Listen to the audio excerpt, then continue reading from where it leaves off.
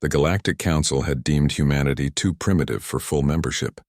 Their biology was fragile, their technology derivative, and their culture chaotic at best. But Ambassador Elena Chen didn't care about their condescension. She had a mission: secure Earth's trading rights, and she would accomplish it with nothing more than a smile and the contents of her diplomatic bag. The Catharan Empire, masters of 17 star systems, had sent their finest negotiator, Ambassador Zixthor, to finalize what they assumed would be Earth's inevitable surrender of mineral rights. The blue-scaled reptilian had crushed negotiations with 12 species in the past cycle alone. His reputation preceded him like a supernova's shockwave. Elena met him in the observation lounge of Station Kepler 442, where Earth's small delegation had set up temporary headquarters. Her partner, Adam Morrison, former Marine turned diplomatic security, stood behind her like a wall of controlled violence wrapped in a tailored suit. Ambassador Chen, Zixthor's translator, rendered his hisses into perfect Mandarin, then English. "I trust you have reviewed our terms. They are most generous considering your species' limited contributions to galactic society." Elena's smile never wavered. "I have reviewed them, yes. Generous is one interpretation." She gestured to the table she'd prepared. "But before we discuss business, Ambassador, I believe in proper hospitality. My people have a tradition. We seal important negotiations with a drink." Zixthor's throat sac inflated with what the translator interpreted as amusement. "How quaint, very well. Catharans pride themselves on tolerance. We shall indulge your primitive custom." What Zixthor didn't know, what none of the Galactic Council knew, was that humans were the product of a death world. Earth, with its volatile weather, diverse toxins, and competitive evolution, had forged a species with livers that could process substances that would kill most galactic citizens outright. Elena produced a bottle of clear liquid. "This is vodka, a traditional human beverage. 80 proof. 80 proof? Zixthor's scales rippled confusion. 40% ethanol by volume. Adam clarified, his voice a rumble that made the translator spike with harmonics. Zixthor laughed, a sound like stones grinding. "Ethanol, the industrial solvent? Surely you jest." "No jest, Ambassador." Elena poured 2 glasses with steady hands. "On Earth we drink this socially. For pleasure." The Catharan's confidence didn't waver. His species could metabolize compounds that would dissolve human tissue. Surely this was posturing. He accepted the glass, raised it in mock salute, and drank. The effect was immediate. Zixthor's scales shifted from confident cobalt to alarmed amber. His translator emitted a sound somewhere between a cough and a klaxon. But pride, the universal constant, kept him upright. "Interesting," he managed. "Quite warming." Elena raised her own glass and downed it without flinching. "Shall we discuss the mineral rights now? I believe you wanted 70% of our platinum group metals?" 2 hours later, Zixthor had agreed to terms that would have horrified the Catharan Council. Earth would retain 85% of all mineral rights, gain access to 3 key trade routes, and secure a non-aggression pact that heavily favored human expansion. The Catharan ambassador, scales now a queasy chartreuse, barely noticed as he thumbprinted the agreement with his claw.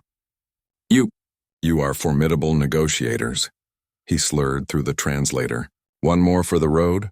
Elena offered, producing a bottle of Tennessee whiskey. Zixthor's eyes widened in what might have been terror. "Perhaps another time." Word spread through the Galactic Council with the speed of quantum entanglement. The humans possessed a biological weapon so insidious, so perfectly designed for diplomatic warfare, that even the mightiest empires reconsidered their approach to Earth. The Vrelian Confederacy, confident in their superior metabolic rates, sent Ambassador Quelix to test this human advantage. Adam had greeted him with Mexican tequila complete with salt and lime. The insectoid diplomat had declared it child's play before his first shot of Patron. He'd signed away Vrelian surveillance rights in Earth's solar system by his 3rd, and by his 5th, he was teaching Adam something the translator called the dance of the 17 appendages, while crying about his clutch mother. The crystalline Shivari Empire, beings of pure silicon logic, had assumed their non-carbon biology made them immune. Elena had introduced them to grain alcohol, 95% pure ethanol. Turns out crystalline matrices and alcohol create some very interesting resonance patterns. The Shivari delegates had left singing what their translator insisted were forbidden geometric proofs, and had granted Earth unprecedented access to their quantum communication networks. But the real test came when the Velcran Dominion arrived. The Velcrans were the Council's enforcers, genetically engineered super soldiers from a high-gravity world who processed toxins through redundant organ systems. They'd conquered 40 systems through pure military might. Their war diplomat, a being named Krax who stood 8 feet tall and had 4 hearts, arrived with an armada backing him up. Adam had looked at Elena with something approaching concern. "You sure about this?" She'd simply smiled and produced a bottle that made even Adam nervous. Spiritus rectificovani. 96% alcohol, technically poisonous to unmodified humans in significant quantities. "We're playing for keeps now," she'd said. Krax had laughed at the offering. His people distilled poisons for entertainment. He'd accepted the challenge with the confidence of someone who'd never lost. 6 hours later, after a drinking marathon that became legendary across 17 star systems, Krax the Unconquerable had not only signed a mutual defense pact with Earth, but had also sworn a blood oath of friendship to Adam, taught Elena a Velcran war song, and proposed a cultural exchange program that would send human drink masters to train Velcran warriors in the ways of the sacred fermentation. The drinking session ended, with Krax unconscious on the floor of the observation lounge, Adam only slightly unsteady on his feet, and Elena as composed as when she'd started, though she had allowed herself a small smile. The next morning, as Krax's fleet withdrew, and the Velcran war diplomat nursed what he insisted was a strategic recalibration of his neural matrix, the Galactic Council convened an emergency session. Earth was granted full membership status, along with a reputation that preceded humanity like a shockwave. The Death World drinkers approach with diplomatic immunity and a strong constitution. Ambassador Zixthor, attending the session remotely due to what he claimed was a rare-scale molting, submitted his official report. Humans have weaponized recreational toxin consumption. Recommend immediate trade agreements and strategic alliance. Do not, under any circumstances, challenge them to a friendly drink. Their biology is as terrifying as their diplomatic acumen. Elena received the Council's formal apology and invitation to full membership status while sipping a glass of single malt scotch in her quarters. Adam stood nearby, reviewing the security briefing for their next assignment. Trade negotiations with the Centauri Collective. "Think they'll try to test us too?" he asked. Elena swirled her drink thoughtfully. "They're arthropod-based life forms. Decentralized nervous systems. Could be interesting. What are you thinking?" She smiled, the expression of someone who'd discovered humanity's most unexpected advantage in the galactic arena. "I'm thinking we introduce them to absinthe. Let's see how a distributed consciousness handles a proper hallucinogen." Adam laughed, the sound echoing through the observation deck. "You know they're going to start calling us the most dangerous species in the galaxy." "Let them," Elena replied, raising her glass toward the stars beyond the viewport. "We didn't conquer the galaxy with weapons or technology.